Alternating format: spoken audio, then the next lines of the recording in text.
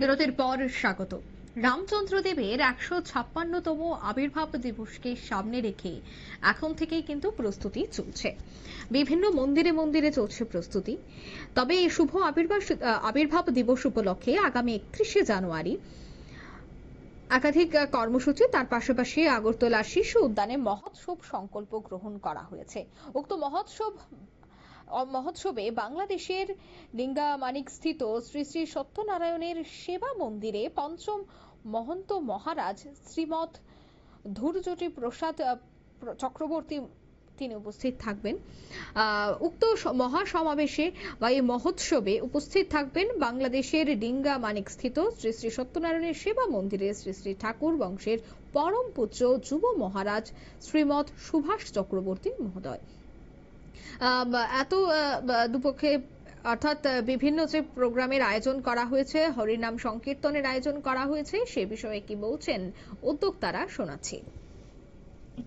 রাজ্য পরিচালন কমিটি, আমার সঙ্গে আছেন যুগ্ম সম্পাদক মধুগোপাল বিশ্বাস এবং আগরতলা শহরের বিভিন্ন মন্দির থেকে আগত এবং ত্রিপুরার বিভিন্ন ডিস্ট্রিক্ট থেকে আমাদের যারা প্রতিনিধি আছেন তারা এসেছেন এখানে।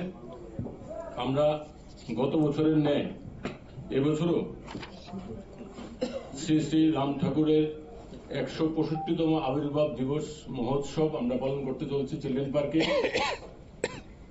এই মহোৎসব ৩১ জানুয়ারি দুপুর ২টো গঙ্গা আহ্বানের মাধ্যমে শুভ আরম্ভ হবে এবং ২রা ফেব্রুয়ারি মহোৎসব এবং মহাপ্রসাদ বিতরণ এবং রাত্রে সত্যনারায়ণ সেবার পরে এই সমাপ্তি হবে। আমাদের এই মহোৎসবে ত্রিপুরার সমগ্র মন্দিরকে এবং মঠ মন্দির আশ্রম সবাইকে নিমন্ত্রণ করা হয়েছে। তৎসঙ্গে বাংলাদেশের লিঙ্গামানিক মন্দির, যেখানে ঠাকুরের আবির্ভাব স্থান।